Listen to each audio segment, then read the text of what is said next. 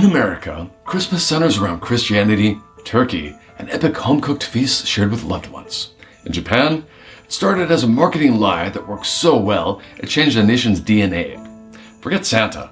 Here in Japan, the holiday is sponsored by a bearded colonel in a white suit and 11 herbs and spices. Take my hand and let me show you. It's freaking KFC. I've lived here in Japan for over 3 years, and Christmas time is truly magical here. There are stunning Christmas light illuminations all across Tokyo, along with Christmas markets, countless fun events, and that crisp, cold winter air. That said, Christmas here is super different than in the West. It's mostly a cute, romantic, sort of commercial vibe that some of my Japanese friends compare almost to a Valentine's Day kind of feeling. That's because almost nobody in Japan is Christian, so the religious aspect isn't really there.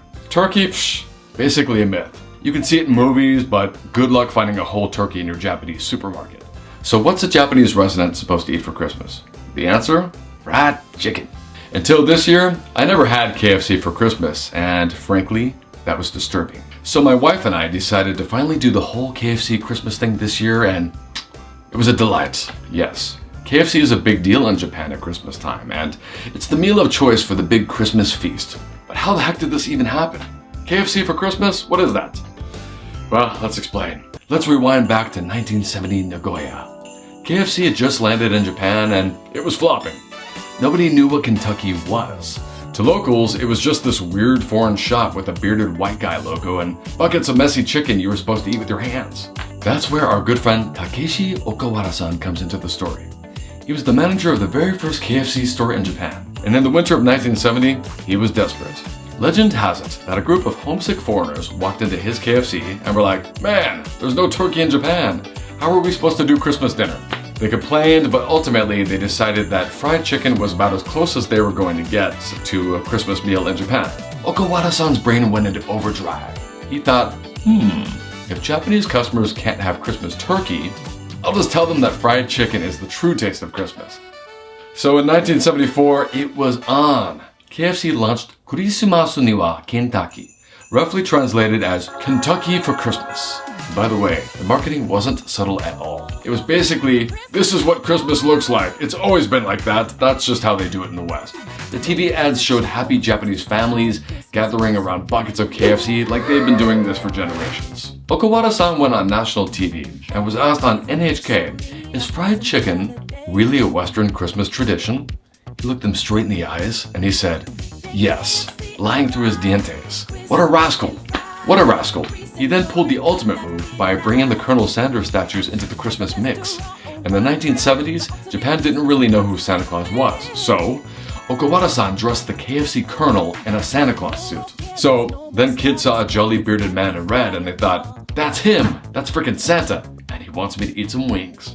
Let's fast forward to modern day Japan. Christmas KFC isn't just a meal, it's a military operation. Every Christmas season, an estimated 3.6 million Japanese families buy KFC for their holiday meal. On Christmas, one doesn't simply walk into KFC. You have to reserve your Christmas bucket weeks or perhaps even months in advance. I had to do this myself. What you do is you download the KFC app, select your Christmas goodies, choose a specific pickup time, and then you go and you pick it up yourself. And since this is Japan, you better show up on time. I might have gone a bit overboard with all the KFC delights that I bought. I got a bucket of chicken and then a lot more stuff on top of that. Once everything was unpacked, we had tons of KFC chicken, premium cheese-filled chicken on top of that, biscuits with honey maple sauce, coleslaw, chicken tenders, meat gratin, and strawberry vanilla mousse cake, which I didn't even get to eat because I accidentally left it at my friend's house. I should warn you though, unless you go straight from the KFC to the dinner table, which is unlikely given the reservation system, you're gonna need to reheat everything at your house. Personally, we just threw it all in the air fryer and it was great, I have to say.